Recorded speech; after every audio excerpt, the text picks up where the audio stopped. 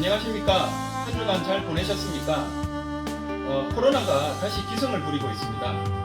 백신이든 감염 조치든 이 어려운 시기가 빨리 해소되기를 바라면서 이번 한 주는 국세청에서 중요한 자료가 몇 가지 업데이트 되었습니다. 특히 다음 달인 5월에는 종합소득세를 신고 납부하는 달입니다. 참고하시기 바라면서 이번 한 주도 원하시는 바 이루는 한 주 되시길 바라며 구독과 좋아요 팍팍 주는 거 알고 계시죠? 그럼 2021년 4월 2주차 경제 리파인 시작합니다.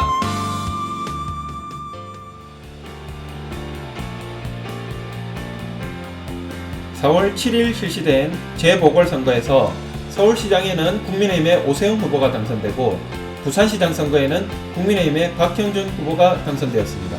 향후 정치시형 변화가 예상됩니다. 북한이 도쿄올림픽 불참을 공식적으로 선언했습니다. 북한이 하계올림픽에 불참하는 것은 1988년 서울올림픽 이후 33년 만에 처음입니다. 지난해 12월 국회를 통과한 개정 근로기준법이 지난달 말 국무회의를 거쳐 6일부터 시행되었습니다.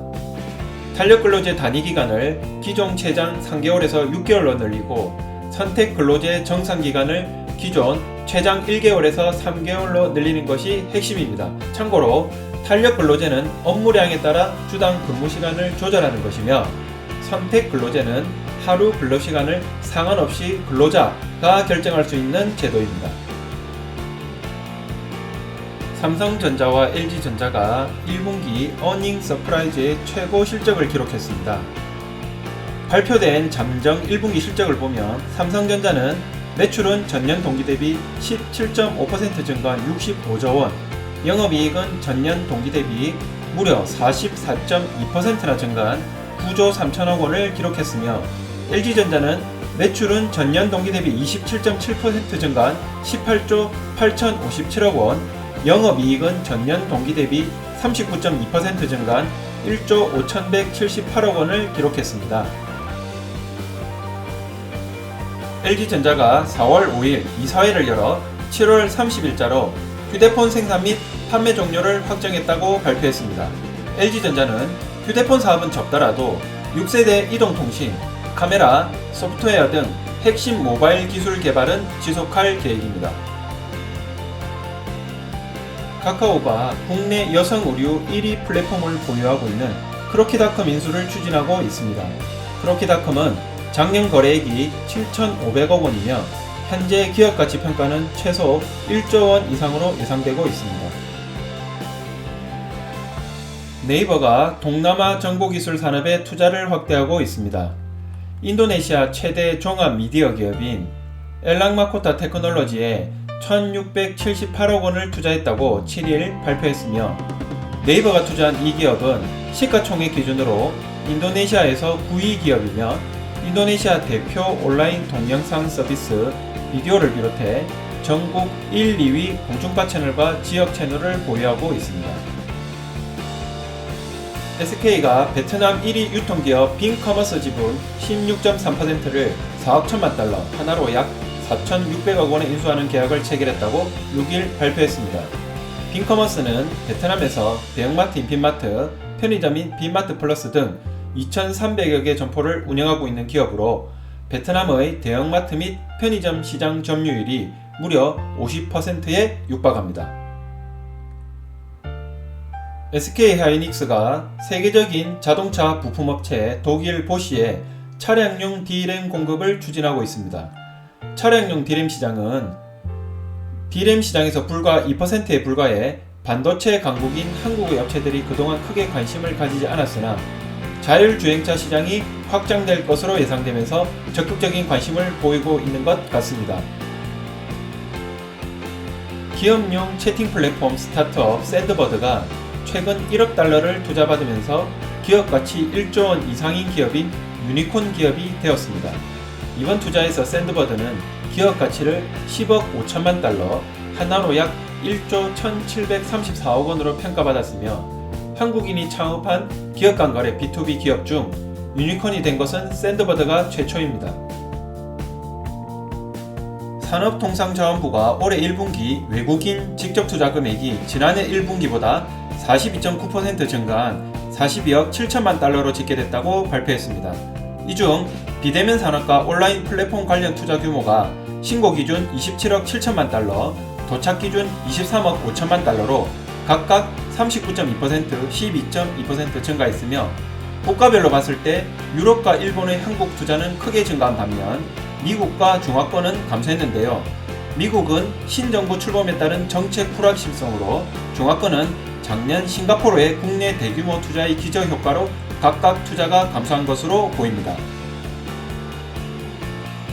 기업의 자금 조달 규모가 역대 최대치를 경신하고 있습니다. 금융감독원 자료에 따르면 올해 4월 2일까지 국내 기업 주식 발행 규모는 12조 478억 원으로 2011년의 연간 기준 역대 최대 기록인 12조 9,081억 원과 비슷하며 채권 시장도 마찬가지로 지난 1분기 기준으로 분기 기준 사상 최대인 18조 5,320억 원을 기록했습니다. 이는 코로나19 이후를 노리고 실탄을 채워두려는 기업과 경제 회복 기대로 한 발 앞서 투자처를 찾으려는 기관 투자가의 수요가 맞물린 현상으로 보입니다. 국내 ETF 규모가 홍콩을 제치고 아시아 3위가 되었습니다. 한국거래소 자료에 따르면 2021년 3월 말 기준 국내 ETF 시장의 순자산 가치는 56조 3,580억 원으로 지난해에 비해 10조 7,416억 원 증가했으며 이것은 국내 공모 주식형 펀드의 2배가 넘는 수준입니다. 아시아 ETF 시장 규모는 1위 일본, 2위 중국, 그리고 우리나라, 홍콩 순서입니다. 블록체인 기술 기반 디지털 자산의 일종인 대체 불가능 토큰 NTF의 가격이 지난 2월 대비 약 70%나 폭락했습니다. NTF는 지난 2월 22일 평균 4,300달러, 하나로 약 480만원에 거래됐지만 4월 1일 평균가는 1,400달러에 그쳤으며 이런 현상을 볼 때 최근 NTF의 가치가 상승했던 것은 코로나19 사태 이후 시장에 대거 쏟아진 유동성의 수혜를 본 것으로 판단되며 아직까지 정식 투자처로 인정받고 그 가치를 이어가긴 힘들다는 지적입니다. 네이버 페이 운영사인 네이버 파이낸셜이 네이버로부터 분사 1년 만인 지난해에 당기순이익 548억 원을 기록하며 흑자 전환했습니다. 네이버 파이낸셜은 일반 신용카드와 달리 가맹점 수수료율 상한 규제를 적용받지 않기 때문에 카드업계가 형평성 문제를 제기하고 있는 상황입니다. 하나은행이 국민, 신한은행에 이어 세 번째로 비대면 주택담보대출을 출시했습니다. 자세한 내용은 공공리파인 은행연합회 신상품 부분을 참조하시기 바랍니다. 국토교통부가 공공재건축 선도사업 후보지를 선정했습니다. 선정된 지역은 신길 13, 망우 1, 관악구 미성건영, 용산구 강변강서, 광진구 중곡 등 5곳입니다. 일본 도시바가 글로벌 사모펀드로부터 인수 제안을 받았습니다. 인수를 제안한 사모펀드는 영국계 사모펀드인 CVC 캐피털 파트너스로서 인수를 제안한 가격은 2조 3천억에 하나로 약 23조 3,401억 원입니다. 세계 최대 전자상거래 기업인 아마존이 지난해 전 세계에서 50만 명, 미국 내 기준 약 40만 명을 새로 고용한 결과를 기록했습니다. 이는 페덱스, UPS, 펩시코, 마이크로소프트, 테슬라, 코스트코 같은 기간 고용 인원을 늘린 S&P 500 기업 전부 136개의 고용 인원인 54만여 명과 맞먹는 수준입니다. 구글이 오라클과의 지식재산권 소송에서 최종 승소했습니다. 구글의 안드로이드 운영체제가 자바 소프트웨어 지식재산권을 침해했다고 오라클이 제기한 소송에 대해 미국 연방대법원이 4월 5일 구글의 승소를 판결했으며 이로 인해 구글은 하나로 약 22조 원에서 33조 원에 해당하는 거액의 배상금을 지불해야 하는 위기에서 벗어나게 되었습니다. 미국의 제재를 받고 있는 중국 화웨이가 클라우드 인공지능 사업부를 돌연 해체했습니다. 중국 클라우드 시장에서 화웨이는 17.4%의 점유율로 2위를 차지하고 있었는데 다소 이례적인 조치로 평가됩니다. 자, 유익한 시간 되셨습니까? 이것으로 2021년 4월 2주차 경제 리파인을 마치겠습니다. 감사합니다.